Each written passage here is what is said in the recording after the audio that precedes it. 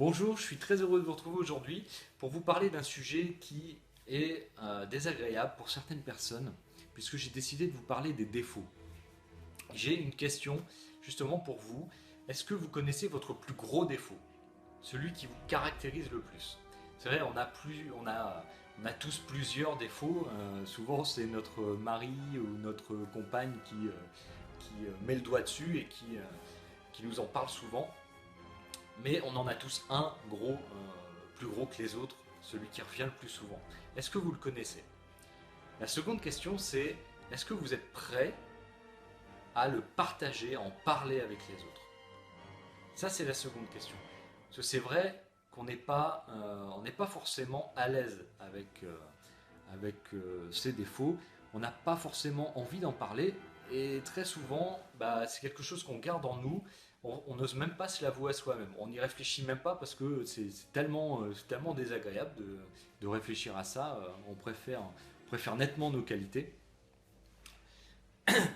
Mais pourtant, moi, je vois plusieurs raisons. Enfin, je vois vraiment là deux raisons pour lesquelles c'est intéressant de connaître ses défauts et d'en parler avec les autres.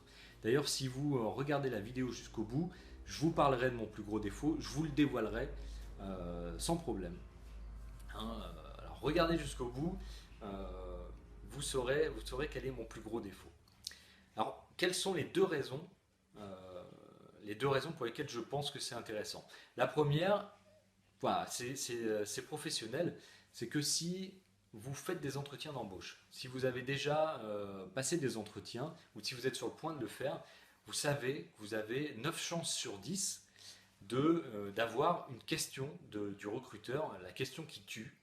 Cette question, c'est donnez-moi 3 de vos défauts. Euh, voilà, 9 fois sur 10, hein, vous savez très bien. Pour moi, avoir fait du recrutement, avoir recruté pour mes équipes, j'ai posé moi-même cette question aux gens qui venaient en entretien et j'ai toujours été surpris du nombre de personnes qui ne savent pas répondre à la question ou du moins qui ont besoin de 5 ou 10 minutes pour réfléchir à cette question-là et donner une réponse et encore, des fois, ils ne sont pas sûrs d'eux. Et ils sont très hésitants. Alors, soit parce que vraiment, ils se sont jamais posé la question et ils ne se connaissent pas, soit ils sont tellement mal à l'aise avec la question que bah, finalement ils n'ont pas trop envie d'en parler. Donc là, voilà, connaître vos défauts et être à l'aise pour en parler, bah, déjà ça va vous permettre, si vous recherchez un emploi, de pouvoir parler de ça sans souci, en étant plus, plus naturel. La seconde raison, ça, c'est, bah, elle m'est personnelle, mais je pense que vous pouvez vous reconnaître là-dedans, c'est que vous savez, dans vos relations, qu'elles soient familiales ou professionnelles, bah, vos défauts prennent une part très importante dans la manière dont vos relations se déroulent. Par exemple, avec votre femme, si vous avez des frictions, bah, souvent c'est pas la faute de l'autre, c'est de notre faute à nous, parce que on a un défaut qui revient souvent, on est trop susceptible, on est trop agressif, euh, voilà, on n'est pas patient. Et souvent, c'est ce défaut qui vient et puis qui fait que bah, d'un coup, on commence à se mettre, à se frictionner, voilà. Avec nos enfants, c'est pareil, hein, avec nos proches, la même histoire. Les défauts, ça enraye certaines de nos relations. Et si on prend l'exemple du travail, c'est exactement la même chose. Dans votre équipe, vous savez très bien que la gestion de la relation avec les membres de votre équipe, c'est primordial. Et que l'avantage de connaître vos défauts, c'est que vous allez pouvoir minimiser certaines situations, essayer de prendre sur vous, de mettre le doigt, bah tiens, là, oui, c'est vrai que ce défaut-là, bah, il pose quand même un problème dans la manière dont je gère ma relation avec les autres. Donc je vais essayer d'y travailler et vous verrez que les relations avec les autres peuvent euh, d'un coup s'améliorer et vous ouvrir des portes exceptionnelles et vraiment améliorer votre vie, hein. Je ne plaisante pas avec ça.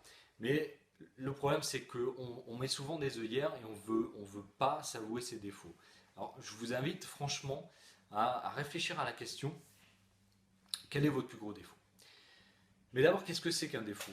Vous pourriez vous dire qu'un défaut, bah oui, c'est logiquement l'inverse d'une qualité, c'est l'opposé de la qualité. Un défaut, c'est quelque chose qui est négatif, profondément négatif. Ça, c'est ce qu'on entend le plus souvent, mais c'est pas du tout ma définition de ce qu'est un défaut. Pour moi, mais encore une fois, c'est très personnel, hein, mais moi j'ai décidé de le voir comme ça. Pour moi, un défaut, c'est une opportunité exceptionnelle. Une opportunité exceptionnelle. Je répète parce que pour moi, c'est comme un déclic. Ça a été comme un déclic de voir mes défauts comme des opportunités. Ça laisse un champ ouvert énorme. Ça laisse des possibilités énormes de changement, d'amélioration, de vie, de vie nouvelle, tout simplement, et de respect et d'amour de soi aussi. Comment vous pouvez reconnaître vos défauts? Comment vous allez pouvoir mettre le doigt sur le plus gros de vos défauts? C'est pas très compliqué, c'est pas très compliqué. Ce que je vous invite à faire, c'est à réfléchir à ce qui s'est passé aujourd'hui, ce qui s'est passé dans la semaine, ce qui s'est passé dans les semaines précédentes, des situations qui vous ont frustré, des situations qui vous ont énervé, des moments où vous êtes mis en conflit avec les autres, avec votre équipe, avec votre famille, vos enfants, votre femme, votre mari. Voilà, réfléchissez à ces moments-là. Repensez à ce qu'on a pu vous dire. Est-ce que votre femme vous a critiqué? Est-ce que vos enfants vous ont dit ah, t'es pas patient? Euh, Remémorez-vous dans les semaines précédentes, voilà, des moments où vous vous êtes senti, c'est vrai, un peu con à vous dire bah oui, c'est vrai, je suis pas patient, c'est vrai, je suis un peu agressif. Repensez à ça. Le défaut qui va revenir le plus souvent, parce que vous en avez plusieurs, hein, mais celui qui va revenir le plus souvent, il y a grande chance que ce soit le plus gros de vos défauts. Voilà, souvent, il va même revenir quasiment tous les jours. C'est quelque chose qui est en vous, qui vous caractérise. Moi, mon plus gros défaut, c'est le moment crucial où je vais vous dévoiler le mien. Euh, Avant de vous donner mon défaut, j'ai envie de vous dire comment je sais que c'est celui-là. Voilà, alors on est 5 à la maison. Ma femme, notre bébé de 1 an et les 2 grands. Quand je me lève avant tout le monde, je prends un soin énorme à ne pas faire de bruit. Ça, c'est plutôt une qualité. Je fais attention lorsque j'ouvre la porte, je fais attention lorsque je marche. Alors, je marche même sur la pointe des pieds pour vous dire.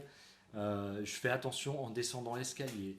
Je fais attention en déjeunant. Voilà. Je veux vraiment pas les réveiller. Je veux vraiment pas réveiller mon bébé pour pas que ma femme se lève et puis s'en occupe. Voilà. Je fais vraiment très attention à tout ça. Euh, vous me direz, c'est une qualité. C'est vrai, c'est une qualité. Le problème, c'est quand on inverse la situation, quand on inverse les rôles. Lorsque c'est moi qui me retrouve au lit, qui me lève plus tard que les autres, et que tout le monde est levé, et que c'est moi qui m'occupe de bébé qui dort encore. Là, c'est pas pareil, parce que les enfants et ma femme, eux, ils font plus de bruit que moi, parce qu'ils portent pas autant d'importance. Ils portent pas autant d'importance que moi au fait de faire attention au bruit. Donc j'entends les placards qui s'ouvrent, les placards qui se ferment, j'entends les portes qui s'ouvrent, des portes qui se claquent, j'entends les pas dans les escaliers, ça court, le claquement des chaussons. Vous savez, les bruits qui sont très très énervants quand vous êtes au lit, que vous avez envie de dormir, et surtout vous voulez pas que le bébé se réveille. Et ce qui arrive très souvent, c'est que la dernière personne qui sort de la maison claque la porte, et là, bébé se réveille. Que du bonheur. Vous savez que la journée commence, va falloir y aller, va falloir il va falloir s'occuper du petit. Fini la tranquillité.